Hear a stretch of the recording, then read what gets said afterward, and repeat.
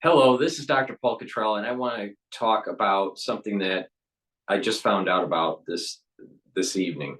Someone sent me a message on X about some cases that are happening in Argentina. All right. This looks like it was published around 2 days ago. I've seen it in the Economic Times, and also I think it was called the Mirror. I think both of them are actually British publications, but the actual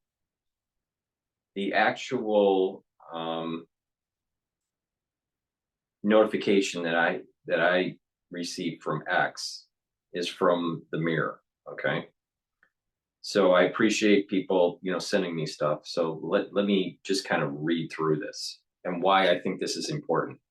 I don't want to cause any alarm. There's no reason to be have some sort of elevated fear. All right. But as you know, if I think something is important to talk about, I will. All right.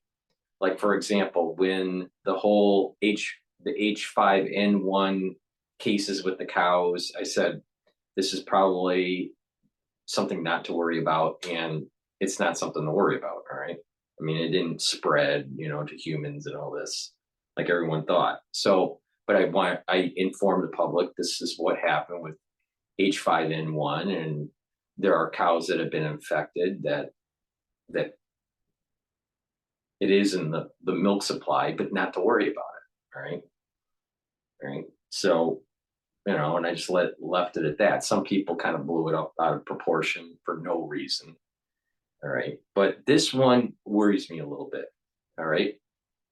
The reason why H5N1 didn't worry me is that sometimes these things, the birds, will infect livestock, and they may, these livestock or cattle or whatever, or chickens or whatever, may get infected by pathogens from birds.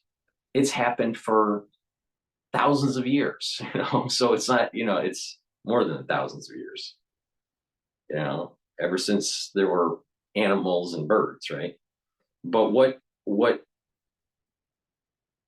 and I said in those videos, that these are natural phenomena that will eventually die out, and that there was no human to human, known human to human transmission with this particular version of H5N1. All right. And that the individuals, the panhandlers on the farm, contracted it from the cow directly. All right. And it's not to worry about. Now it is in the milk supply. It's been found in the milk supply, but it hasn't been found as active in the milk supply. So I wouldn't worry about it. And that was a true statement. I called that correctly. This one worries me a little bit. All right. This story that came out with what's going on in Argentina. The H5N1 story, zoonotic, not a version that seems to have been manipulated in the laboratory. All right. So that's a key. That was the reason why I said this version of H5N1 don't worry about. All right, because there's supercharged stuff that's out there that's been manipulated that's way worse, way worse. All right, and we would have seen it all over the place by now in humans. That didn't take place, just like I called it. All right, this one is a little bit worrisome. Officially, research with a research in pathogens that create psittacosis officially stopped being researched in the biological labs for weapons development. We know, all right, that there's continuous research in this stuff.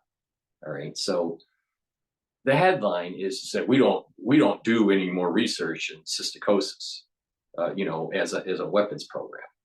All right, so you got to worry about that part of it. There's also this idea that I've been saying for 4 years of AIDS-like syndrome. And AIDS-like syndrome is going through the crisis and post-crisis, going through the 2020 crisis and the after effect. Many people, their immune systems, for various reasons, the inoculation or the pathogen, has a down act. Their immune system is less active. All right. And because it's less active, it's not going to be able to fight pathogens. So there are areas of the world where there may be there is a flare up that takes place. And because there is a series of people that are weakened with their immune system, it flares up. While in a pre-2020 crisis, the immune systems were more robust and could prevent the outbreak as much. Now, what I'm going to do is I'm going to read the actual article from the Mirror, because I think the article from the Mirror is slightly better. A lot of it's copy paste between these different news networks, but I think the Mirror had a little bit of additional information in it compared to the Economic Times. So let me read it, and then I'm going to give you my 2 cents on this. All right. Mystery flu similar to COVID leaves dozens critically ill, with doctors on high alert. An alert about the mystery virus circulated via the International Public Health Surveillance System, ProMed, as 60 people. All right. Remember, with the H5N1, it was 1 or 2 farmers. All right. And lots of cows. Right. This is 60 people. We're reported with the sickness in Argentina. Doctors are on high alert over a mystery flu-like illness. All right. Very similar to 2019 was a flu-like illness. All right. With similarities to COVID-19 that have people critically ill. The people that contracted the H5N1 recently with the cows were not critically ill in Argentina. International Public Health Surveillance System, ProMed, issued an alert on April 17th, and I'm recording this on April 21st, 2024. After 60 cases of an unknown sickness were reported, and I'm going to butcher this. Everyone makes fun of me when I pronounce this.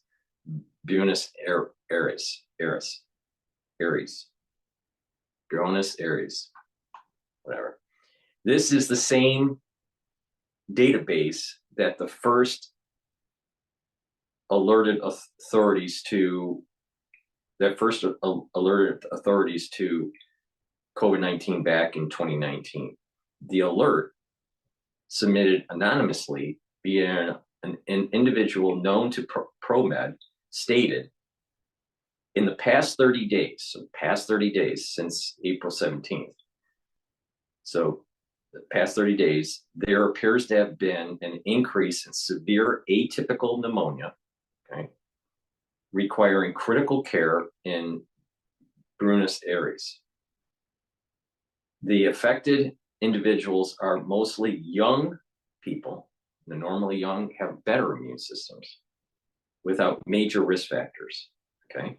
So it's happening to people that don't have major risk factors, right? While no official statements have been made by the Argentinian officials, it's reported that patients with needed mechanical ventilation to help them breathe. So that means their pulse ox is low, all right? And that they're not responding to, to non-ventilation treatment, all right? So they're reaching a low pulse ox and they're now already going towards, okay, you need supplemental oxygen. Over a third of the cases, so over a third, so there's 60, all right, so more than 20 of the cases affected shown symptoms of psittacosis, okay? So this is a bacteria that comes from birds that causes psittacosis. Psittacosis is the disease. A disease caused by a type of chlamydia found in birds. However, many had no apparent history of contact with birds. Now, it's important to remember the chlamydia that causes psittacosis is or was pathogens that were experimented in laboratories for biological weapon development. Right? Psittacosis, also known as parrot fever, is causing concern with its flu-like symptoms that can escalate to pneumonia. It's a particular worry for the elderly, which makes sense because their immune system is down, or those of weakened immune systems. This is the reason why psittacosis is a problem for HIV patients.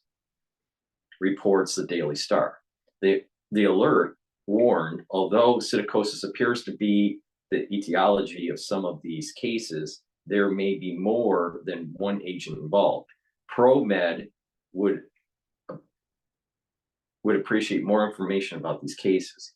The Daily Mail reports that experts are urging health officials not to take the situation lightly, despite reassurances that it's unlikely this will pose a threat more widely.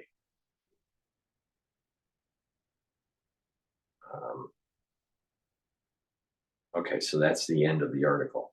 All right. The reason why this is making me a little bit nervous compared to the H5N1 case with the cows is one, the H5N1 case that seemed to be a natural phenomenon that did not affect humans. It affected cows, and that's something that happens on a farm all the time.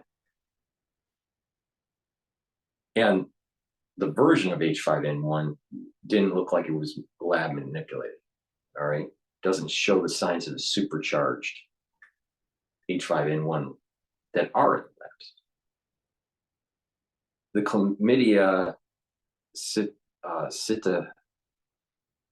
I think it's how it's pronounced, the bacteria that causes psittacosis from birds, this is affecting at least 20 people, all right? There is a little bit, because this article doesn't go into a lot of detail, they were mentioning it shows that 1/3 seem to be having psittacosis. Is it confirmed by PCR? Is it confirmed by culture that it is from chlamydia, psittacosis, right, or not?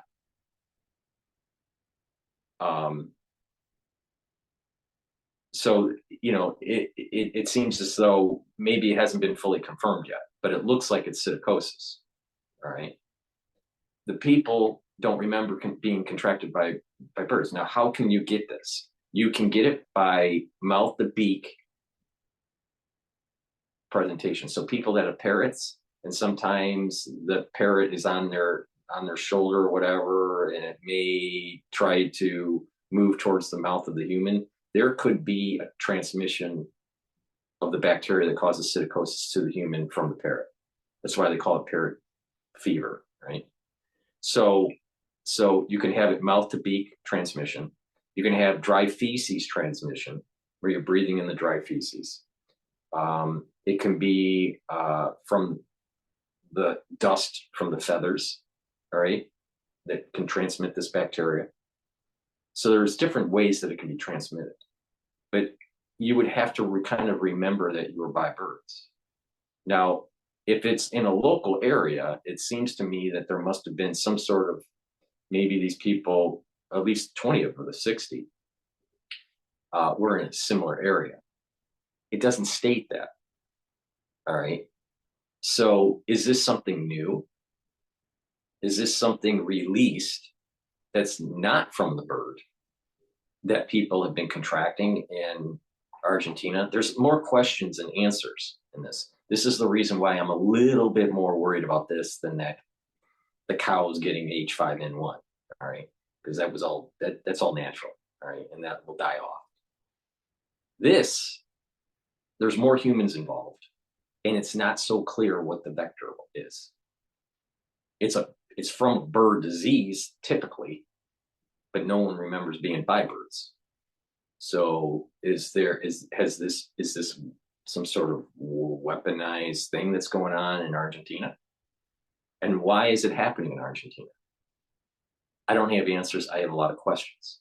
That's why I would put that I'm not saying red alert. It's not a red alert, all right, where it's going to spread across the world.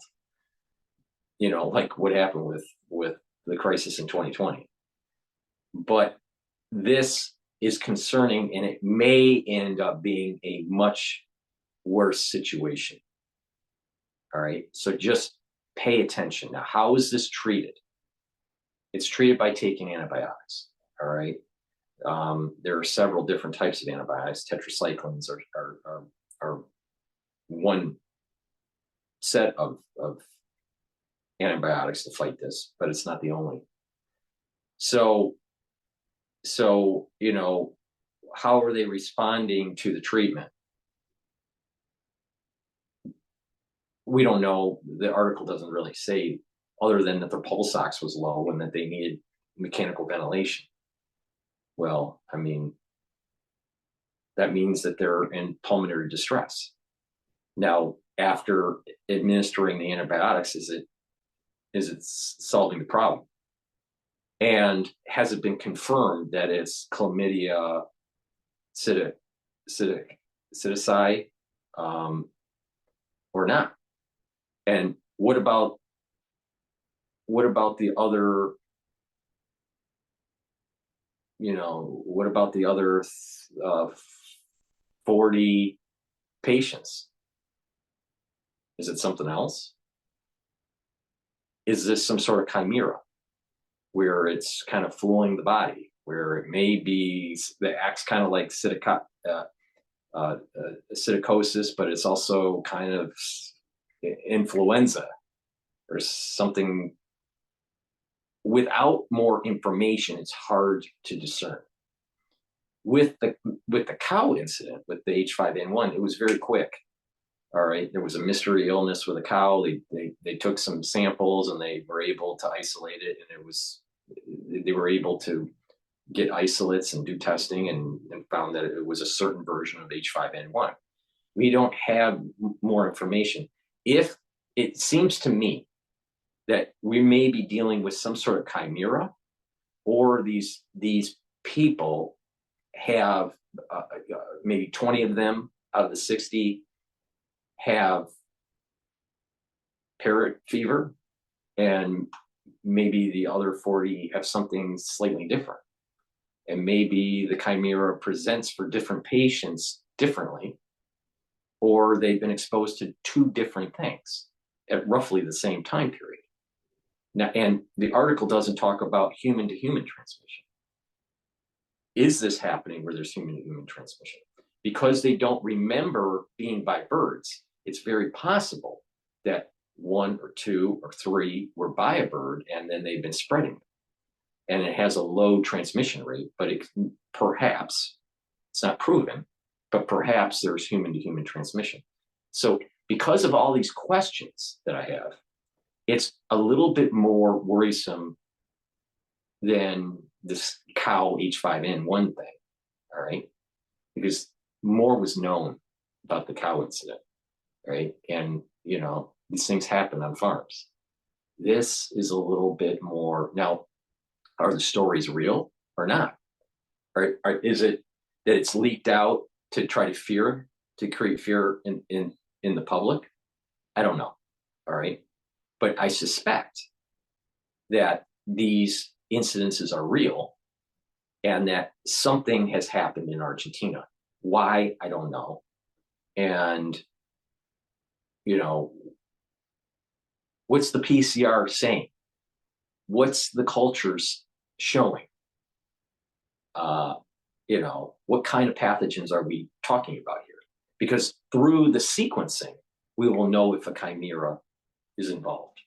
Through the sequencing, we will know if it is a chlamydia derivative or something that is maybe influenza derivative or a combination.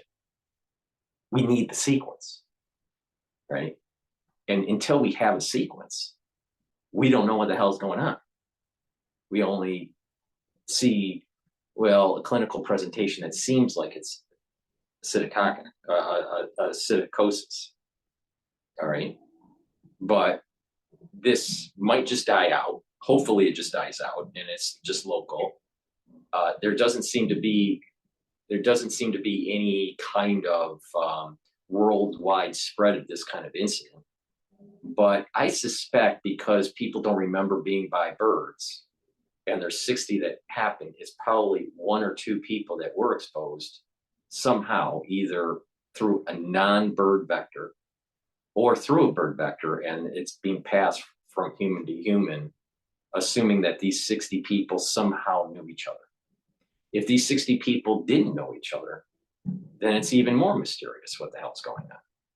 But there is this thing that's going on in the world, and that is people's immune systems, because of what we went through in the crisis, is weakened through inoculations and through pathogens, through the pathogen that was the crisis of 2020. I'm trying to be coy with the way I say certain things so it can stay on YouTube. All right. So just bear with me. All right. It's hard to do when you're doing content and you have to deal with censorship. So there are groups of people, there are cohorts of people that have weakened immune systems. There's also cohorts of people that went through the crisis that have actually an overreactive immune system, where it's an autoimmune disorder. So are these people, did they contract COVID back during the crisis, these young people, or not? Right? These are other, what was their inoculation status? There's a lot of unknown. We don't know. And this is the reason why I'm a little concerned.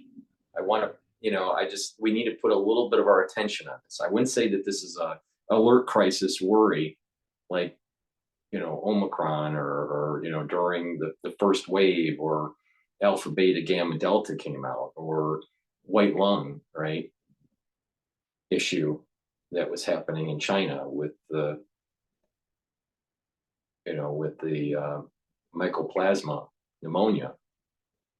So just pay attention, all right? It can be treated if it is the chlamydia psittacosis,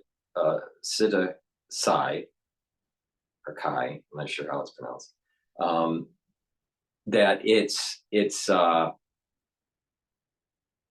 if it is, then it could be treated with antibiotics. But you're going to have pulmonary distress, all right? And let me read some of the things that you may see if you contract this, all right? The incubation period is 5 to 19 days. So that makes sense that that seemed to be something happening 30 days in since April 17th.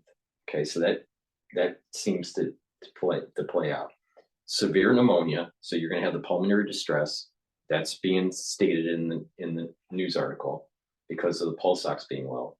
It's going to mimic typhoid fever. Okay, you're going to have joint pain. You're going to have high fever. You're going to have diarrhea, conjunctivitis, so you're going to have problems with your eye, right? Nosebleeds can happen, and low levels of white blood cells. Low levels of white blood cells, right? Important. This is a manifestation of that AIDS-like syndrome that I was talking about. Rose spots or hoarder spots. I'm not sure. I don't remember what rose spots. Rose spots. Oh, on the chest for typhoid. That's right. And then spleen enlargement. Okay. And that happens in the first week. So it can be a very serious problem if not treated.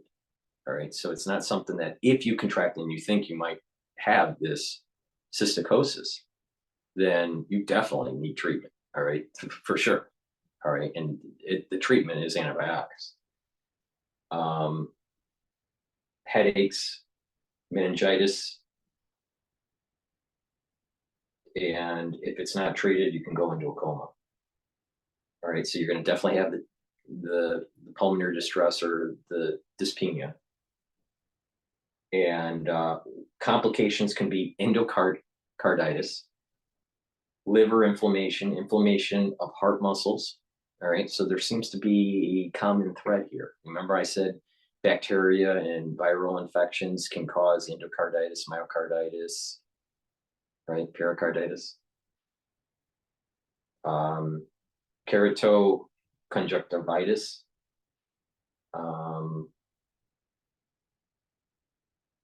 Neurological complications. So you have the inflammation of the brain. So this, and fatal cases have been reported less than 1%, probably because treatment, early treatment helps, right? I've already talked about the transmission. How it's diagnosed. Blood analysis of the white blood cells. You're looking at leukocytosis. You're looking at liver enzymes.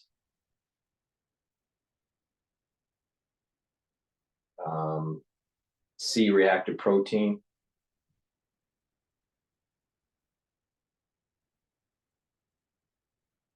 Erythrocyte sedimentation rate.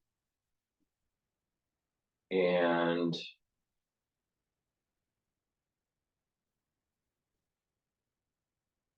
differential diagnosis must be made with typhus, typhoid, and atypical pneumonia by mycoplasma, Legionella, and Q fever.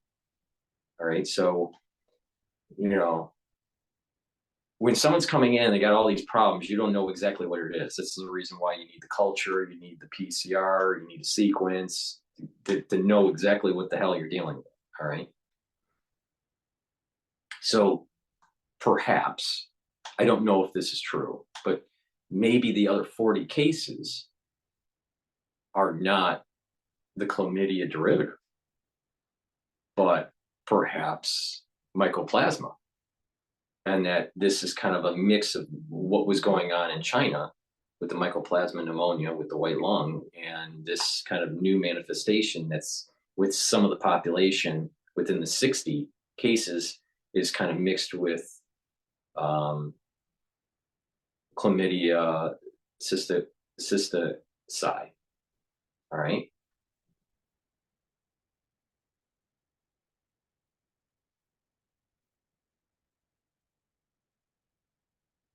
Now, how it's treated is antibiotics, tetracycline, like I said, or chloramfenicol, doxycycline. All right. So, it can be treated. Now, what is important here is that it's from birds, but these people don't remember being around birds.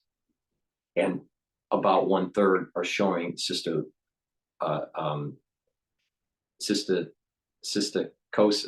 All right. But what about the other 40? It's not really mentioned in the article. There's a lot of questions of what exactly are we dealing with here? Now, this was only published in the media 2 days ago, right?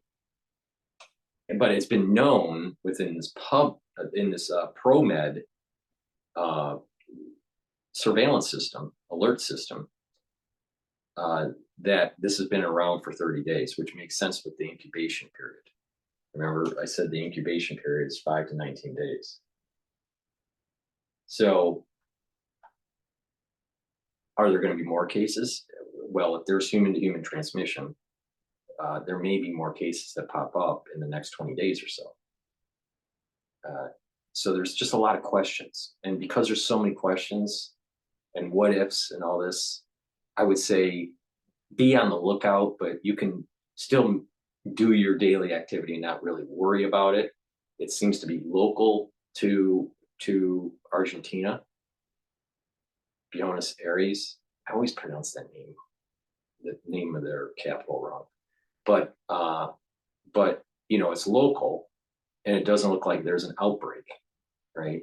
In a wider region in the country or on the continent or around the world. So I would say not to worry about it. But I question, is it from a bird? Is it a chimera? Is this some other vector release kind of thing? I don't know, but it's for sure the bacterium that causes Psittacosis, right? The bacterium that causes Psittacosis officially years ago was part of a bioweapons research in the United States. And I don't believe that research stopped. So even though officially it did, all right, but I doubt that it did. Plus you have other nations of the world, playing around with this stuff too. So that's my take on it. All right. Not to worry, don't panic, but just be on the lookout. This may just die out and maybe we'll never know what really happened. Hopefully, these 60 patients, they get the isolates and sequence it. And then by sequencing it, we'll know what the hell is going on with all 60 patients. And there's probably a little bit of a mix. Perhaps two pathogens are happening all at the same time, two separate pathogens. But if you're talking about now chimeras that look like they're mixed together, then it's moving more towards something that was lab manipulated. And this is the reason why it's so important to get the sequence. The sequence tells you what is going on, how it was made or how it emerged and all this stuff, right? Either manipulated on purpose or just a natural phenomena that emerged in nature. We don't know because we don't have the sequence. So that's my take on this story. It might just die out. Hopefully it dies out, but it's a little bit more concerning than H5N1 cow stuff, right? So, in terms of street cred, I could have just played up the whole H5N1 like other people did and, say that it's all dangerous and everything is going to, go helter-skelter and blah, blah, blah. It didn't happen. Why? Because it's a natural thing that just happens and just dies out. This is a little bit more concerning. All right, it could die out, but we don't know because there's a lot of what ifs and more questions than answers. And that's why I think that please pay attention to this. If there are more stories about this that comes out, more information, sequences or whatever, I'll do a video on it. If not, if it's opaque and we don't know, it's all speculation.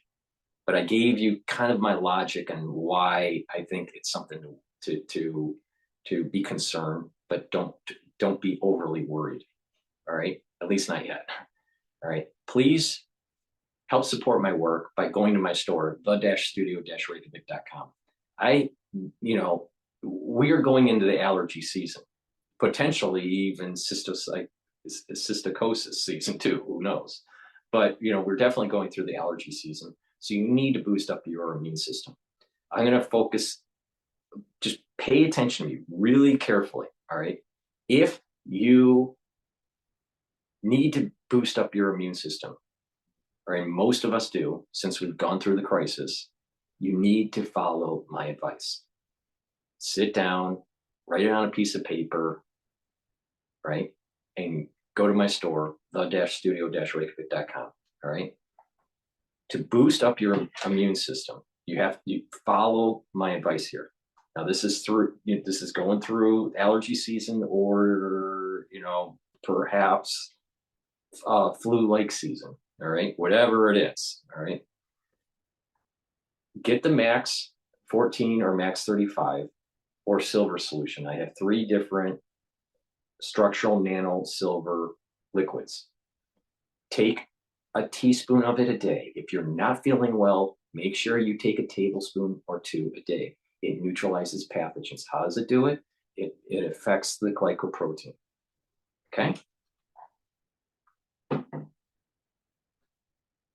Bring down that inflammatory response, that pro-inflammatory response, because of being in a chronic state of worry or a chronic state of fighting something, all right, that wears down on your immune system. What you want to do is take turmeric. This will bring down those pro-inflammatory cytokines to get your body in your immune system more rested, so it can recharge to be able to fight pathogens. All right. So take turmeric, and that's going to bring down inflammation, pro-inflammatory cytokines.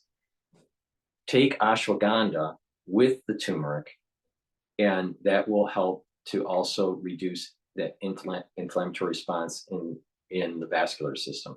This also helps to control glucose. Lignans will boost up your immune system. It's a powder. You mix it with food, or you can mix it with water. Take it every day. This will help boost up your immune system. Vitamin C is needed to boost up your immune system. It's an antioxidant. It also helps with your skin. If you're not feeling well, take a double dose of this and drink filtered water, because it's water soluble. Vitamin D3, which is lipid soluble. I drink it with milk. All right. But you take it with, it's lipid. It's not water soluble. It's lipid soluble. I take 2 capsules. These are soft gels, right? So I take 1 in the morning and 1 at night. All right. This will help to get rid of the cells that are infected. It helps cells to go into apoptosis, and it helps with gene expression. So the genes that need to be expressed to fight an infection the cofactor, the vitamin D3, is needed to do that. So if you're low on D3, you don't have the cofactors to go through apoptosis and fight infection. So take this every day. All right. Take zinc and magnesium every day. You can go to my store and you can get that too. Taking a probiotic every day will help to repopulate your gut biome. In the post era that we're in, from the crisis of 2020, many people have a disrupted gut biome, and there seems to be some signs that long COVID may be related to a disrupted gut biome, post-infection. Take this every day, all right? And this is going to help to repopulate and get your body into the homeostasis where you have the proper gut biome. And that's important for metabolism, and that's important for energy absorption. Now, if you have a bad gut biome, then you're going to be inflamed. Your body is going to try to be fighting that inflammation, and you're going to wear down your immune system. So if you reduce that inflammation because of a poor gut biome, you're going to be helping your immune system. See how all these things are synergistic? You can't just take one thing and it's going to be a magic bullet. But when you mix things together and you know why you're mixing them, all right, what will happen is that you're actually going to boost up your immune system. You can't just take D3. You can't just take lignans. You can't just take vitamin C. These things work synergistically. And if you follow my lead, you will fare much better in terms of slowing down the aging process, bringing down that inflammation, and boosting up your immune system. Because all of our immune systems are weakened. Now, because we're going through a potential situation with psittacosis, but definitely allergy season, please get a couple bags for your house of the lozenges and the drops that I have. I have elderberry zinc, that's in a 21 count. I have the honey and lemon drops in a 100 count. I also have the manuka honey in a 21 count lozenges, and I have blueberry drops in a 100 count. Get a couple of these bags for your house. The taste is very good. these different flavors, but it has a higher concentration of structural nanosilver. So what's going to happen when you take this, it'll soothe that throat, reduce that inflammatory response, make sure that the lining in your upper respiratory area is intact, and help to neutralize pathogens because of the structural nanosilver. And those secretions are going to help to clear the allergic reaction that you're going to be getting during the allergy season. I suspect because of the way the temperature gradients are happening around the United States, and this, where you have it's cold and then it gets warm again and then it gets cold, and then we have had more precipitation than normal. I suspect that allergy season and people having kind of these spring colds are going to be more prevalent this year. All right. So make sure that you get the drops and the lozenges. It's going to help you. All right. For the ones that purchase the structural nanosilver liquid, all right, I also have these applicators. You want to put the liquid in these bottles and take them with you in your bag. All right, you get a spray bottle, you get a dropper, and nasal spray. If you're not feeling well, use the nasal spray right away. You want to catch it early. All right. In addition, I've told people about making these teas where you can make a black tea, but and you boil with filtered water, fresh grated ginger, chopped garlic, put some turmeric in there, cinnamon, lemons, fresh sliced lemons, and you boil that, right? A slow boil. It'll smell menacing, and then you take the contents in there and the liquid, and you pour it into a mug, and you have an oolong tea. You brew an oolong tea, and you just drink the tea and eat the ingredients, especially the ginger and the garlic and the lemon zest. That will help to bring down that inflammation, and also boost up that response of the immune system to kind of fight, right? To fight it. And you need to do this like 2 or 3 times each day for the first 3 or 4 days. The moment you start feeling something, it's not right. But you also want to use the nasal spray and spray it in your nose with the structural nanosilver liquid. All right. And it's convenient. You put this in your bag, and you can use the little spritzer, on surfaces or the back of your throat or on your hands. It's very easy and portable instead of carrying a big bottle with you in your bag. So please go to the store and get the applicators too. And lastly, second to the last, neutralize pathogens by having the proper oral hygiene. All right. This structural nanosilver has no fluoride in it. All right. This toothpaste has no fluoride in it. It has structural nanosilver. It'll whiten your teeth, freshen your breath, but it'll neutralize those pathogens because of the structural nanosilver in the toothpaste. So this is another way to kind of make sure that your body is protected. All right. It's a very, very high quality toothpaste. Get a few tubes of this for your household. For the ones that haven't tried it yet, once you try it, you're gonna agree with me. It's the best toothpaste that you've ever used. Now, lastly, get the C60. What does it do? It is a very, very strong antioxidant.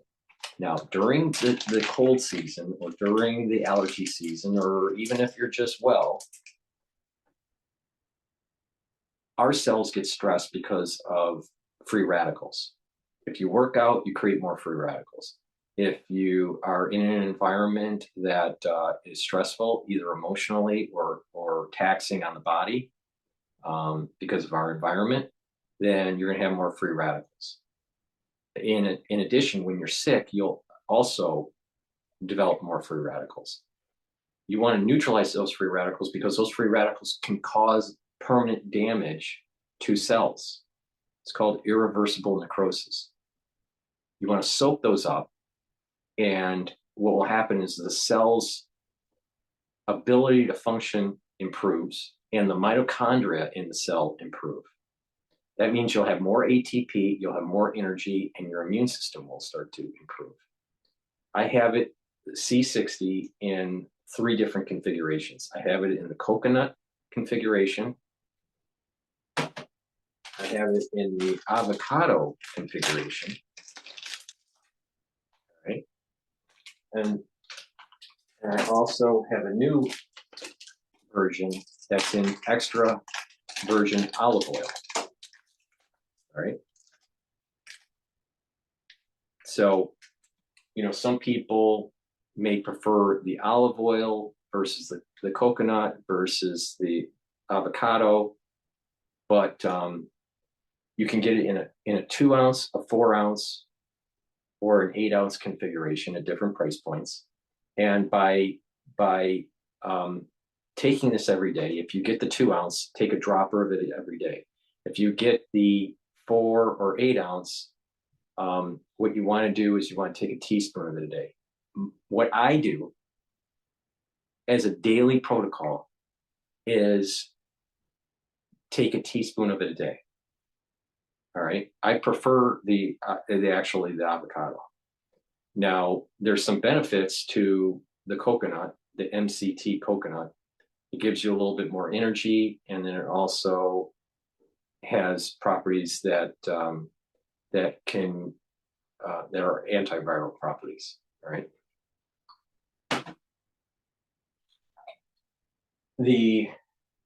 But I prefer the actual avocado. All right.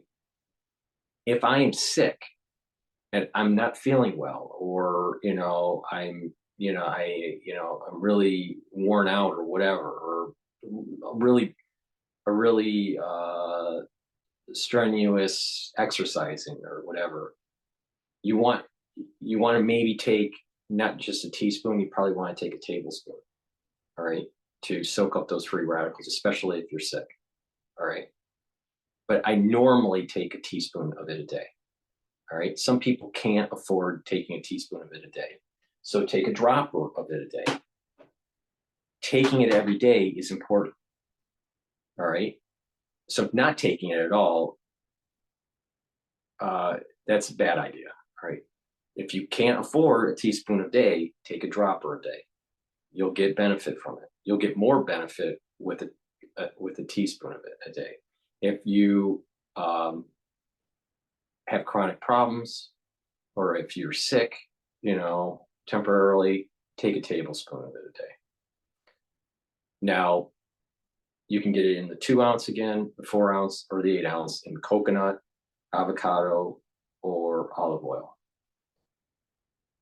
If you follow my lead on this, you're going to boost up your immune system. You're going to improve your health, and you're going to be able to fight pathogens better. It's up to you. You can take my advice or not take my advice. I'm telling you what I do. And I'm giving you products on my store, the-studio-reykjavik.com, to help you navigate through problems. All right. That's the best that I can do. Please subscribe to all my channels. I have 3 channels on YouTube. I have Brighteon, Bitchute, and Rumble. You can follow me on X and GETTR or Facebook. You can also follow me on Podomatic and Apple Podcast. In addition, please help support my news coverage by donating on my website, the-studio-reykjavik.com. You can donate through Stripe, PayPal, or Buy Me a Coffee, or be a paid member to the different tiers that I have for Patreon that helps to support my work. Thank you for listening. Don't worry about this too much, about the psittacosis, but just be on the lookout. I'm more concerned about this than the cow H5N1. All All right. That's really saying something, all right? Because there's a lot of unknown. And, until we know more, we just need to be on the lookout. You don't have to panic, but we are going through allergy season, and the weather patterns this year, probably for obvious reasons, are different than last year or prior years. There are temperature gradient differences, and the precipitation is more. I suspect that people will be getting sick more often in the spring. Take my advice, get this the supplements and the items that I mentioned on my store, and it'll help to boost up your immune system. Thank you for listening. Have a nice night.